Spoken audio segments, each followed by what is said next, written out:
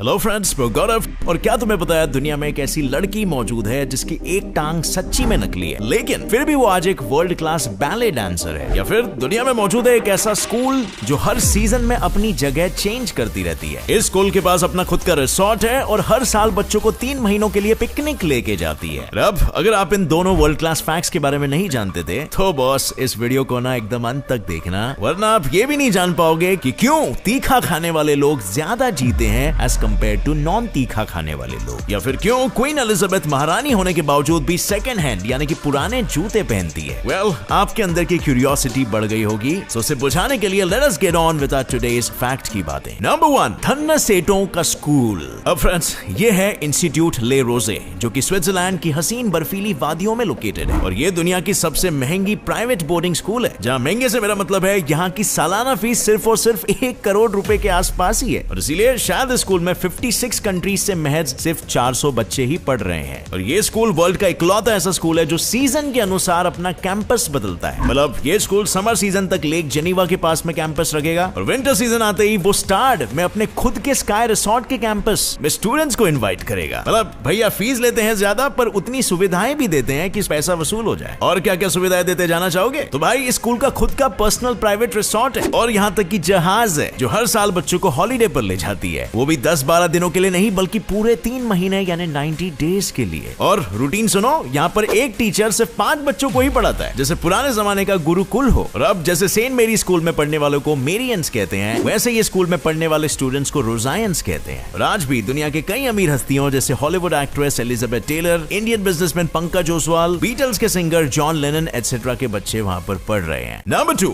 Car का जबरिया fan.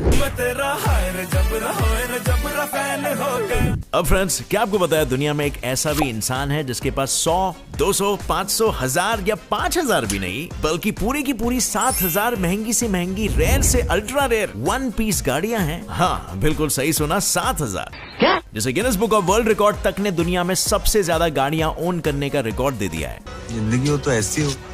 Well, जिसकी ये सारी गाड़ियां हैं वो ब्रुनेई के प्राइम मिनिस्टर सुल्तान हसन लाल बोल्किया है, जिनकी नेटवर्थ भले ही अंबानी साहब की आधी जितनी भी ना हो, पर गाड़ियों के मामले में ये दुनिया में सबके बाप है, क्योंकि इनके कार के कलेक्शन में 604 Rolls Royces, 574 Mercedes Benzes, 452 Ferraris, 382 Bentleys, 209 BMWs, 179 Jaguars, 134 Koenigseggs, 21 Lamborghinis, 11 Aston Martins and 1 SSE।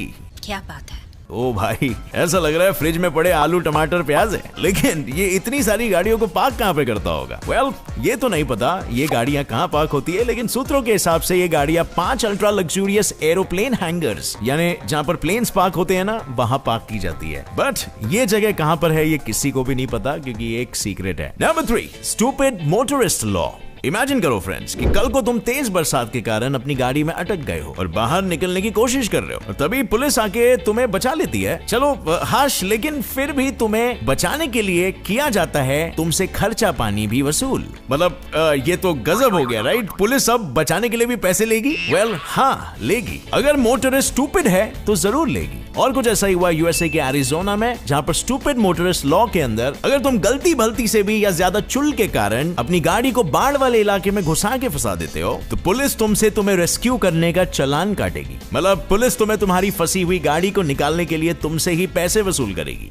देखा आपने लापरवाही का नतीजा है। और ये सिर्फ मैं हवा में ही नहीं बोल रहा हूँ, बल्कि इसके लिए 1995 साल में बकायदा रूल्स बनाए गए हैं, जहां इस लॉ को निकालने का मेन रीजन ये था कि लोगों को उनकी गलती से बचाने का खर्चा टैक्स पेयर्स के पैसों के बदले क्यों ना गलती करने वालों से ही पैसे वसूल कर लिया जाए। और वैसे बात तो सही है, मोच करने वाले हैवी ड्राइवर्स इस रूल से जरूर सावधान रहेंगे। और फ्रेंड्स, अगर आप मेरी तरह ही क्रिकेट के फैन हो तो मैं आपका स्ट्रगल समझ सकता हूँ यार। मुंबई में तो लॉकडाउन चल रहा है, क्रिकेट खेले तो कैसे खेले? वेल, बिल्कुल टेंशन नहीं, घर बैठकर भी आप क्रिकेट खेल सकते हो। My 11 सर्कल ऐप को डाउनलोड करने का और खेलने का। इस ऐप पर आप अपने क्रिकेट के नॉलेज और स्किल से करोड़पति बन सकते हो। हाँ भाई, और करना ज्यादा कुछ नहीं है, बस इसकी तरह My 11 सर्कल पे एकदम आसानी से कोई भी 11 प्लेयर्स, जिसमें सौरव गांगुली, वॉटसन और रशीद जैसे वर्ल्ड चैंपियंस भी है, उनमें से चूज करके अपनी एक क्रिकेट टीम बनानी है, आप करोड़पति बन सकते हो। वैसे तो ज्वाइन करने पर आपको 1500 रुपीज का वेलकम बोनस मिलता ही है, पर सिर्फ मेरे व्यूअर्स को डिस्क्रिप्शन में दिए गए लिंक पर क्लिक करने पर 20% एक्स्ट्रा कैश भी मिलेगा। एंड फिकर नॉट, ये ऐप काफी सिक्योर है और इसीलिए सारा पैसा आपके अकाउंट में आ जाएगा। तो अब रुके क्या हो, go download the app, link is in the description. This game involves an an element of financial risk and may be addictive. Please play responsibly and at your own risk. Number 4, खूब मिर्च खाओ। अब friends, क्या तुम्हें बहुत ही तीखा मसालेदार खाना पसंद है? मेरी तरह मुझे भी पसंद है। Well,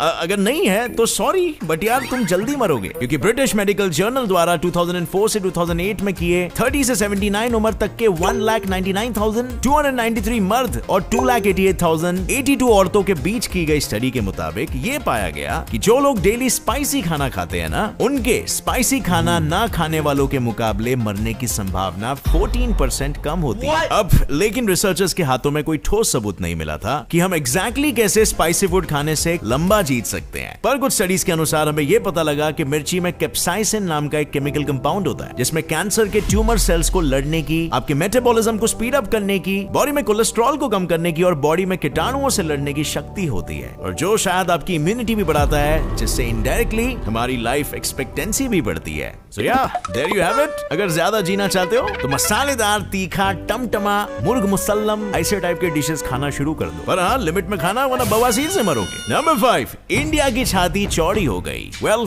इस नजारे को देखो।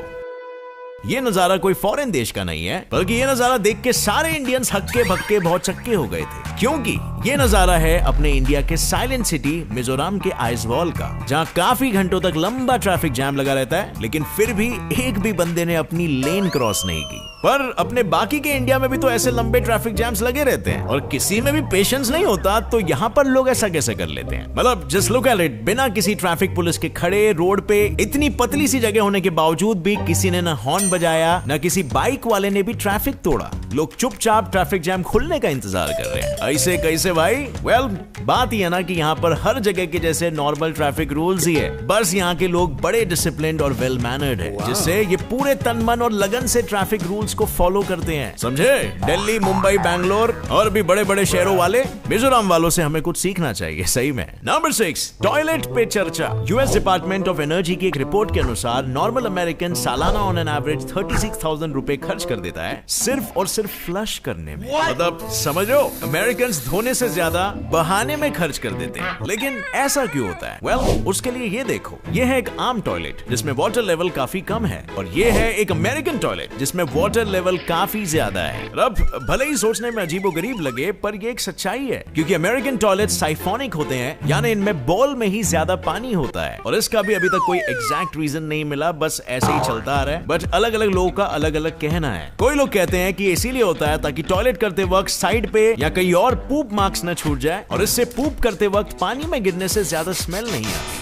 और इसीलिए ऐसे टॉयलेट्स में फ्लश करते वक्त ज्यादा पानी यूज होता है। So according to BBC America, इसके एक फ्लश के वक्त नॉर्मली 6 लीटर जितना पानी जाता है। तो अगर एक इंसान दिन में 10 बार फ्लश करता है तो 60 लीटर पानी डेली, और महीने का 1800 लीटर पानी, और साल का 21,600 लीटर पानी हो जाता है। अब जहां यूएस डिपार्टमेंट ऑफ एनर्जी के हिसाब से 6 लीटर फ्लश करने में 1.3 सेंट्स यानी तकरीबन 1 रुपए खर्च होते हैं, तो दिन के 10 बार के हिसाब से 10 रुपए हो गए, महीने के 3,000 रुपए हो गए, और साल के 36,000 रुपीज हो गए। और वो तो अच्छा है कि ये लोग धोते नहीं है, टॉयलेट पेपर का इस्तेमाल करते हैं, वरना इनका तो सालाना 1 लाख रुपया पानी में ऐसे ही चला जाता, धोने फ्लश करने में। नंबर 7, कुछ भी चलेगा, बस अंग्रेजी होना चाहिए। अब फ्रेंड्स, ये है 1980s के वक्त का इटली का सबसे हिट गाना।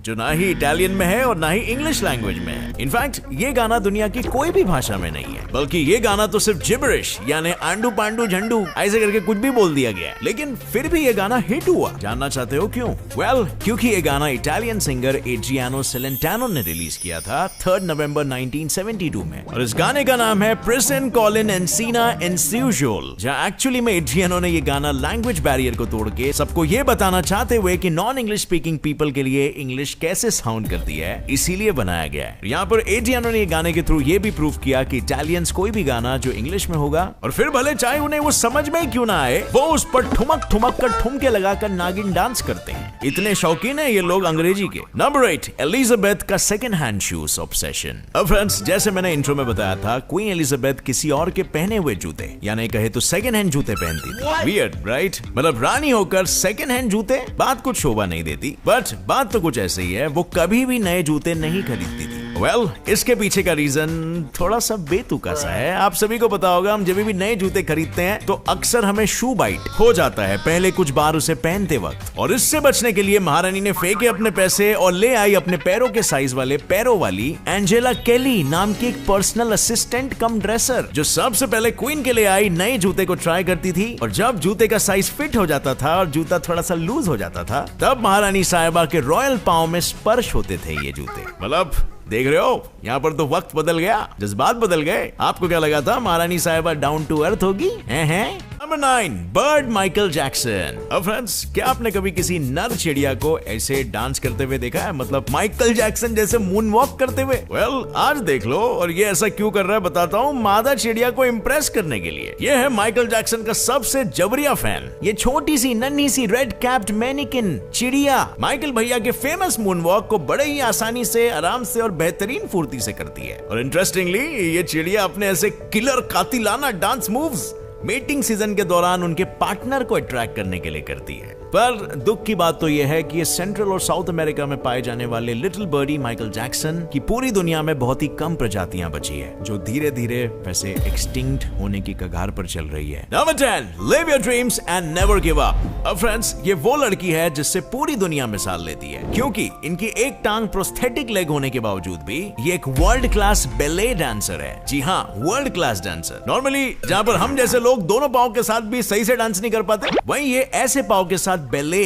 पॉइंटे, hip hop, tap, jazz, contemporary और लिरिकल जैसे अलग अलग डांस फॉर्म्स में बड़े आसानी से और बहुत ही लाजवाब तरीके से डांस कर लेती है। वेल, ये लड़की है मिसौरी अमेरिका की 19 साल की गैबी शुल, जिसकी जिंदगी 2011 में हुए एक आइस स्केटिंग एक्सीडेंट के दौरान पूरी तरीके से बदल गई। जहां पहले तो गिरने से छोटी मोटी घुटने पे चोट जैसी ही मालूम पड़ी, लेकिन जैसे ये डॉक्टर के पास पहुंचे और जब एक्सरे करवाया गया, तब ये मालूम पड़ा कि इसे ऑस्टियोसार्कोमा मतलब नी कैंसर की बीमारी थी। और इसके चलते 9 साल की मासूम उम्र में गैबी को लगातार 3 महीने की कीमोथेरेपी के सेशंस के बाद अपनी एक टांग की नी कैप निकलवानी पड़ गई। पर डॉक्टर्स ने इसे हैंडीकैप न फील हो, इसीलिए उसके आधे बचे पैर को 180 डिग्री पर उल्टा कर दिया और एक प्रोस्थेटिक लेग के साथ जोड़ दिया। लेकिन इतनी छोटी उम्र में भी इतना कुछ हो जाने के बाद गैबी कभी भी हार नहीं मानी और बड़ी हिम्मत से उसने अपने डांस और बैले प्रैक्टिसेस को चालू रखा, और धीरे धीरे वो डांस में प्रैक्टिस करती रही, अपने स्किल्स को इंप्रूव करती रही, और फिर इस हादसे के 1 साल बाद, कड़ी मेहनत के बाद, वो आज अपने प्रोस्थेटिक लेग के सहारे फिर से दुनिया भर के लोगों के लिए एक मिसाल बन चुकी है। Could this girl be any more awesome?